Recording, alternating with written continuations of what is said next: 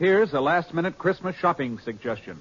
Jingle bells, bells of NBC. Oh, what joy to cook and bake while listening merrily. Pots and pans, sink and stove, work goes easily. Kitchens ring with happy chimes when tuned to NBC. What will you hear in your kitchen after Christmas? Bacon sizzling, coffee perking, dishes clinking, and, if you're lucky, a new sound. NBC radio listening on that new set. The perfect gift to lighten Mother's long hours in the kitchen. Kitchens ring with happy chimes when tuned to NBC. James Stewart as the six-shooter.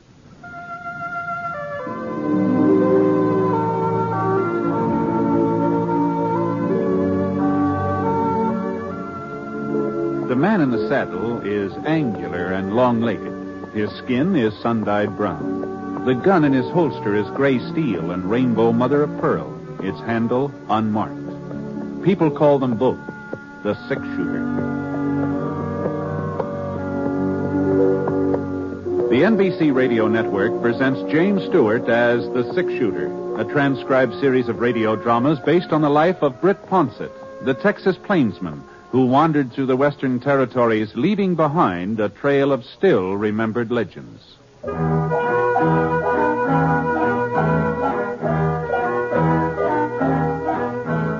There was a nip in the air, not a freezing, biting, angry nip, but a sort of tingle that made the morning stars shimmer and swung them out of their orbits a little closer to the earth. Oh, it was a winter nip, all right, but not a hard winter. Not a winter when the cattle would come down from the high places, poking their noses into the ice-encrusted ground. It was a mild winter nip. Mild enough so that the breath of the boy on the pinto turned only a faint gray as he rode toward the campfire where the man was sitting. Howdy. Hello, mister. I see your fire. I thought maybe you wouldn't mind if I gave my pony a chance to warm up. Sure. Make yourself home. Easy, Black, easy. You heading for Thompson's Corners, mister? That's right. I just came from there. Oh, well, you must have been riding all night. Oh, just about. You see, I'm running away from home. Oh, that's so. Seems kind of a funny thing you'd pick this time of year to run away. So close to Christmas, I mean. I hate Christmas. Oh? It's just for kids, anyhow. Well... I heard Aunt Millie say so. Christmas is for children, that's what she said. Johnny's old enough to do with all that fuss and nonsense. I heard her tell Mr. Franklin that. Oh, you don't live with your folks, huh, Johnny? No, sir. They died about 8 months ago. Oh, I see. Christmas was all right when I was with them. Of course, I was a lot younger then. Oh, yes. It just beats me the way folks take Christmas so serious. Well, I don't know. As if getting presents made any difference. As if I really cared about that knife. Well, is that what you wanted, a pocket knife? I don't want a knife. I don't want anything. I just wish there wasn't any Christmas, that's all. Mm-hmm. Well, I guess you aren't the first person to feel that way. You know, it seems to me I remember reading a story once about a fellow who felt the same way about Christmas you do. Just didn't have any use for it. What happened to him? Well, I doubt if I can call it to mind after all this time, but as I recollect, now mind you, this may not be word for word, but as I recollect, the man that it was about, the one that hated Christmas, that is, well, he was a real skinflint, he was. He just as stingy as they come. His name was, let me see, Eben, something like that. Eben? Eben, yeah, I'm pretty sure that was it. Well, being so tight-fisted, this fellow Eben, he got to be the richest man in the whole territory. He owned a ranch? Oh, sure. Had 4 of them. 4 ranches and store buildings and farms and maybe a bank or 2. He was rich. I bet he had a mighty fine ranch house. No, he didn't have a ranch house. Eben wasn't the sort to spend money on a ranch house unless there was profit in it. See, he just lived alone in town, had himself a steady room at the hotel. Well, anyway, one night while Eben was sitting in his room having supper, Christmas Eve it was. Well, on this particular Christmas Eve, His only kin, a nephew, lived in the same town. He stopped by the hotel. To wish you a Merry Christmas, Uncle, and invite you to our place for dinner tomorrow. Christmas, fiddlesticks. Polderall. I suppose you'd be closing up your livery stable for the occasion. Why, sure, Uncle Eb. And just how will the horses know it's Christmas? Answer me that. Well, if they don't know it, we will. Can I tell Sally to expect you at 3? You can expect me all you like, but I ain't coming. Not at 3 or any other time. Oh, if you're making so much money you can afford to be giving parties, maybe I ought to think about raising the rent on the livery stable. Well, now, Uncle I'll go on Eb. and get out of here before I lose my temper. All this nonsense about Christmas. Fiddlesticks. Hold it. Well, after that, Johnny, the nephew didn't stick around there. He got out of Eben's hotel room in a regular gallop. It wasn't very long before Eben had another visitor. He was a young fella, tall, lanky, not very good at speaking. He just plain ordinary cowpoke. He was the foreman of the S&M ranch. Oh, well, it took you long enough to get here. Where have you been? Selling off some of my herd without telling me about it? No, sir. That day you rode by, I was out in the range hunting strays. And a good thing I decided to check up on you, too. What's that cabin doing over by Holly Creek? And who are those people staying there? They're my family. I built the shack for them myself. I'm not going to have a bunch of nesters in my property. Tear it down. Well, one of my boys has been sick. I can't afford to rent That ain't it. my concern. It's up to you to keep your family and what you earn. So see that you get rid of that shack. Tomorrow. But tomorrow's Christmas. Oh, well. Then you'll have plenty of free time to tear it down. I'll be out the day after to make sure you've done it. Good night. Wasn't much use in arguing. Foreman knew that. So he put on his hat and shuffled out. Now Eben was alone again. At least he thought he was alone. The clock on the mantel started striking 8, and that was time for him to turn in. Oh, my... So he put on his flannel nightshirt and reached for the kerosene lamp to set it on the stool beside the bed. And right about then, the strangest thing happened. What in tarnation? Johnny, old Eben saw a man's face looking right at him from inside that lamp. Eyes and hair and nose and mouth, whiskers, all just as plain as day. Jake! It was old Jake, Eben's partner. There wasn't any mistake about it at all. It was Jake right to a T. Well, Eben sure didn't like the idea of having Jake right in the same room with him. You see, Jake had been dead for over 7 years.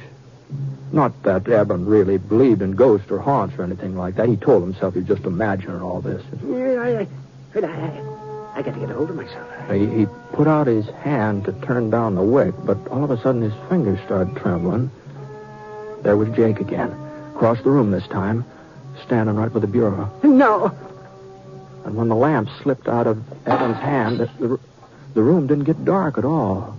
Jake seemed to be surrounded by a splotch of bright yellow light, and he was wearing the same boots and breeches and leather jacket that he'd had on 7 years ago, the day he died. But as Jake came closer, Eben could see that he was wearing something else. A small leather saddle strapped across his back. And hanging down from it were 2 saddlebags stuffed so full of gold nuggets and mortgage papers and land grants that Jake could hardly drag him across the floor. You recognize me, Eben? Oh, sure, Jake. Why, sure. I'd never forget you, but... Well, what are you doing here? And why are you wearing that getup? Always thinking about land and money. Always scheming and conniving. That's why I wear it. And that's why I've come to warn you, Eben. The saddle you're fixing up for yourself is even heavier than mine. But I don't know what you mean, Jake. I ain't done no wrong. I ain't never done folks no wrong. Have you ever done them any good? Any good at all? Oh, why, sure. I've worked hard. I've saved my money. I ain't been a burden on anybody. Why, you should see our ranches, Jake. Oh, the way I've built them up. I have seen them many times. And I've seen a lot more than that, too. That's my punishment. To spend eternity traveling around, seeing mankind with its trials and tribulations, with its joys and hopes. Is that so terrible? Oh, Eben, to watch him and not be able to help him. You'll find out how terrible it is. You'll find out. There must be some way of avoiding this. You always were my friend. Jake, tell me what to do. Eben, you've got to find out for yourself. But how? Tonight, at 1 o'clock, you'll be haunted by a ghost. Another ghost? Pay him heed, Eben. Pay him some heed. Wait, Jake. Don't leave me without it. Jake. The yellow light sort of faded away and the ghost was gone. It was just like he hadn't even been there. And then something caught the corner of Eben's eye. A little glimmer on the floor. And he bent over to pick it up. A gold nugget. Oh, now where on earth did it... Oh. And then he remembered. Those saddlebags of Jake's, they'd been filled clear to the brim with gold nuggets.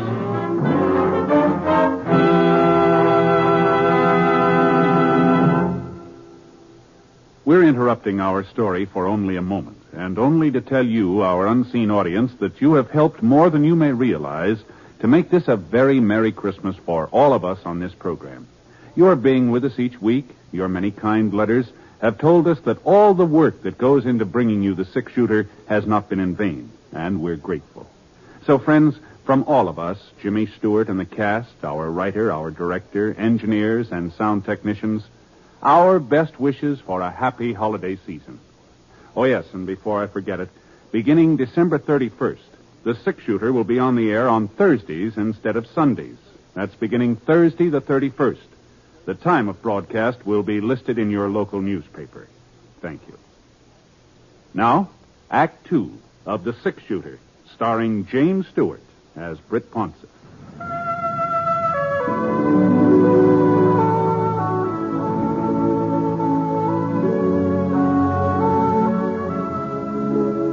Gee whiz, a gold nugget.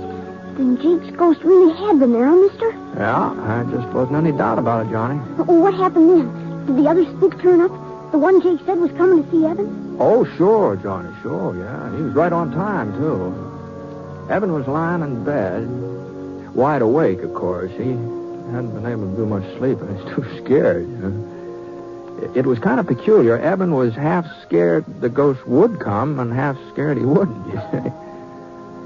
But before the sound of the clock had died away, there he was. He's sitting in Evan's rocking chair like he'd been there all night long. And this ghost was a young fella. Oh, maybe 18, 19. All duded up the way young bucks like to dress. You know, fancy chaps and checkered shirt and a red bandana tied around his neck. Howdy, Eben. Reckon you've been expecting me. Yeah, well, I guess so. You ready to take a little trip? Where to? Back.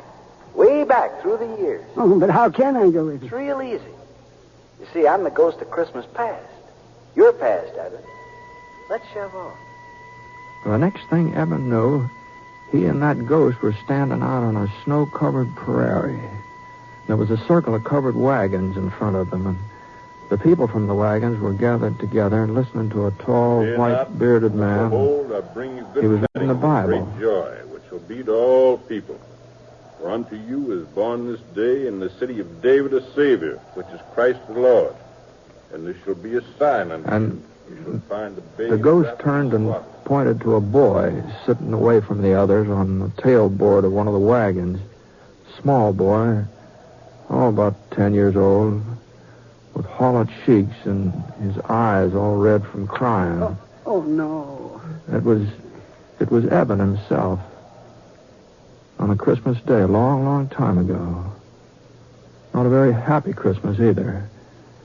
It was only a week since the oxen had stampeded and his ma had been killed when she fell from the wagon. His paw had died with an Apache arrow in his chest. No, I don't want to look at him anymore. Can't you show me another Christmas? Well, it was no sooner said than done. Now Eben and the ghost were in a bunkhouse. And Eben saw himself again. Oh, it's 10 years older than the boy on the prairie, but he was lying on a blanket staring up at the ceiling. And then his pal Jake came running in, all out of breath. Come on, Eb. Get a clean shirt on. We got us an invite to a party. Huh? Yeah, the boss is throwing a big shindig. He says he'll fire us if we don't show up. Evan couldn't help remembering that party. All the roast beef and the baked ham and square dancing and the pretty girls in their calico. He couldn't help saying out loud to the ghost. Oh, dear. How I wish I... What was that, Eben? Nothing, Mr. Spirit. Nothing. I was just remembering how I treated my foreman today. That's all. After that, the ghost took Eben to 3 or 4 more of his old Christmases. And none of them were very happy. Especially that Christmas when the young schoolmarm, sitting on the horsehair sofa, had unwrapped a tiny box Eben gave her and then handed it back to him. It's a lovely ring, Eben. But I can't wear it. Well, you're not courting somebody else. No, Eben. But you are. You're courting something else. Bill. Land and money, cattle, profits. They mean more to you than I ever would. I'm sorry. Mr. Ghost, no more of the past. Please, I've seen enough. A man wants to forget. Sure, Eben. Whatever you say. And before Eben could blink his eyes, he was right back in the hotel room. But once he got there, he blinked real hard because all of a sudden the ghost was becoming a different person. He was getting fatter, and his stomach popped out 2 or 3 inches, and a few wrinkles creased his cheeks, and finally his chaps turned into a shiny blue serge suit with a heavy gold chain dangling across the vest. Hey, well, what's happened to you? Why are you so different now? You seem to be getting tired of the past, so I thought we might take a gander at the present, if you've got no objections. Well, the hotel room just melted away, and Eben was looking at that cabin his foreman had built on Holly Creek. Well, that cabin sure was crowded. Oh, there must have been 5 or 6 children, all helping their mother get the Christmas dinner, all laughing and talking, as busy as summer colds. But when their father came in, he had a long face and a tired mouth, and his wife looked up and wanted to know what was troubling him. Oh, I was thinking about old Eben. That's not a very pleasant thought for Christmas, Bob. By the way, what did he want with you yesterday? Was it about this cabin? Yeah. Oh, no, of course not. Well, let's get on with dinner. Sit down, everybody. Now, where's my Tim, huh? Well, I guess we're just going to have to eat. And Bob looked all around the room. He was pretending he didn't see the little fellow in the corner. The boy with an iron brace on his leg and a wooden crutch propped up against the wall. But little Tim, he wasn't going to be ignored. Here I So Bob picked him up and carried him over to the table. God bless this food, this house, and us and our friends. Even old Eben. Amen. The family found that part about Eben a little hard to swallow, but they finally managed, and Tim was the last one to chime in. God bless us, everyone. Eben didn't want to watch what was going on in that cabin any longer, but the next place the ghost showed him wasn't much easier on him. There was a big party going on at his nephew's house back in the livery stable. And one of the ladies was blindfolded, you see, and she was trying to pin the tail onto a donkey. But there was something peculiar about this donkey, about the way it was drawn. It looked more like a person than an animal. Well, Eben recognized who it was supposed to be right off. You see, folks, I invited Uncle Eb to be with us, but he turned me down flat. So I figured we'd have him here in spirit, if not in the flesh.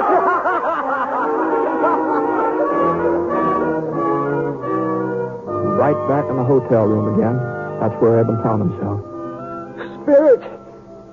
Spirit, you showed me the past and the present. What's left to see? The future, Eben. The future. And that's how Eben came to see a Christmas of the future. A cold, brittle Christmas. And there were 2 men standing on a street corner, and their coat collars turned up so to keep out the snow. Oh, he's dead, all right. This is the door here. Sure is a Christmas present I never expected. At least whoever handles his property won't be as hard to deal with as he was. Wonder if they'll bother giving him a funeral. And in a frame house over on the side street in the edge of town, a woman was speaking to her husband. Funny. To me, he's been dead for years. Well, I haven't even thought of him since I don't know when. And yet, once I was real fond of him. Funny, isn't it? Ghost. Who are they talking about? Those men on the street. That woman I used to know. Who is it that's dead? Tell me. And the ghost slowly turned and stretched out a long, thin, bony finger. And there, right at the end of that finger, was a tombstone, all covered with weeds. Eben could barely make out the name that was carved on it. Ebenezer Scrooge. No. What's this? Where am I? And you know what? He was right in his own bed, in his own nightshirt, and the sun was streaming through the frosted windows. But Eben didn't stay there very long, not for very long. He got into his boots and trousers as fast as he could, and he dashed down the stairs, out into the street. Well, you see, the stores being closed gave Eben quite a problem. Well, he'd just have to make Fuzzy Wagner open the butcher shop up, that's all. Of course, Fuzzy didn't have much choice, seeing as how the shop was located in one of Eben's buildings. And when Eben told him what he wanted, a turkey and a ham, well... No. Better make it 2 hams and send them out to the cabin on the S&M ranch. And they're not to know that I ordered them. You understand, Fuzzy? Here's the money and a little extra for your trouble. Well, before Fuzzy could get his jaw shut up again, Eben was on his way, and he headed right straight out to his nephew's house. And Eben was the life of the party, too. Well, the way he carried on, he's laughing and making jokes and telling stories on himself, and he insisted that they use that donkey with his face on it when they played games, Yes, because that's what I've been all these years. A real 4-footed, long-eared donkey. The next morning, though, that's what Eben enjoyed the most. He was up bright and early and hitched the team to the buckboard and drove out to the S&M, hurrying the horses all the way. Come on, Bess. Come on, Martha. Step a little lively. If he could just get out there before his foreman started tearing down that cabin. Whoa, Martha. Whoa. Yeah. Well, Robert? Yes, sir? I see you ain't carried out my orders. Well, it was Christmas. I just couldn't tell him I'll do it today. Oh! This is the last straw. I'm not putting up with your shenanigans any longer, young fella. Oh, but please... That cabin's coming down and no buts about it. And then we're building a new ranch house in its place. Big enough for you and your whole family. What? Oh, yes. I'm also doubling your wages as of last week. Merry Christmas, Bob. Even if I am a day late. No, not a day. More like half a lifetime. But Merry Christmas anyway. And as your son says, God blesses everyone.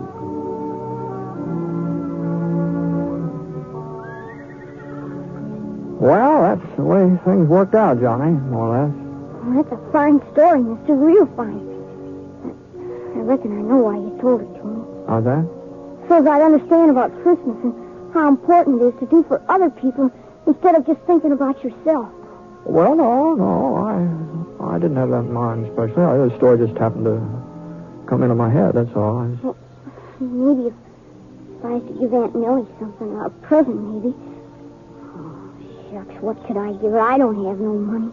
Well, of course, there are lots of things that don't cost a penny, not a single red cent, you know. Well, now, let's see. Take that little spruce over there. It'd be real easy to cut that down with a little fixing and maybe a few doodads from around the house. I'll bet you can make a Jim Dandy Christmas tree out of that.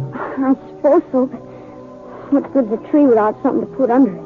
Oh, yeah, I see what you mean. Johnny, You don't happen to know Jim Bender, do you? In Thompson's Corner and his 3 daughters? He's only got 2, mister. Sarah and Emily. Oh, that's so. That's so. I was spending Christmas with them. It looks like I'm carrying an extra present. It's a real pretty little red bonnet with feathers on it. I couldn't take it, mister. Oh, no. I wasn't thinking of giving it to you, Johnny. But I was sort of hoping that you'd show me the trail from here on in. Of course, it would mean you're turning around going back home, but if I was to cause you changing your plans, I'd feel obligated to pay you back some way, you know. Well, it would be only fair. Trouble is, I haven't got much money, so if you wouldn't mind accepting the bonnet instead, you'd be doing me a real favor, Johnny.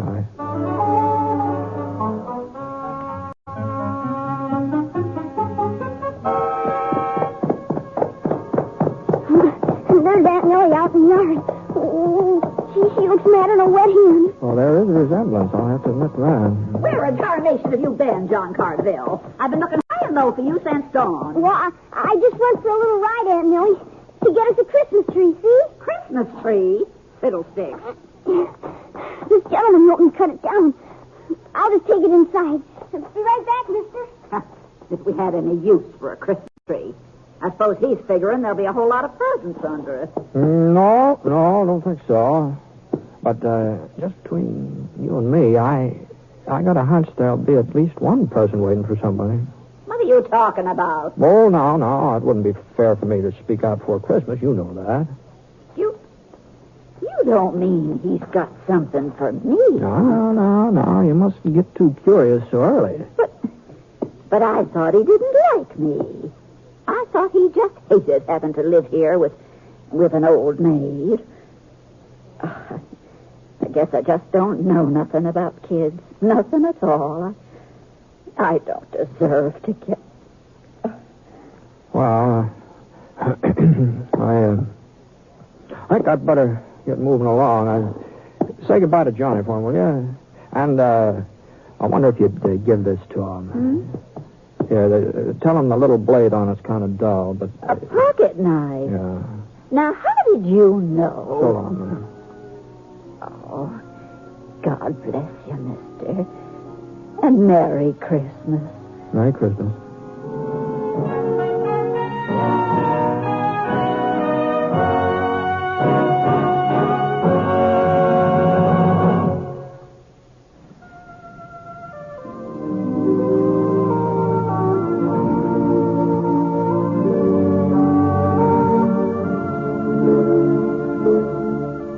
Please remember now, beginning December 31st, the six-shooter will be on Thursdays instead of Sundays. We hope you'll join us in our new time. The Six-Shooter is an NBC Radio Network production in association with Review Productions. The transcribed story was written by Frank Burt in collaboration with Charles Dickens. Mr. Stewart may soon be seen in the Universal International picture The Glenn Miller Story. Howard McNear played Scrooge, and special music was by Basil Adlam. The entire production is under the direction of Jack Johnstone. All characters and incidents are fictitious, and any resemblance to actual characters or incidents is purely coincidental. And now, until Thursday the 31st, this is Hal Gibney speaking. Merry Christmas.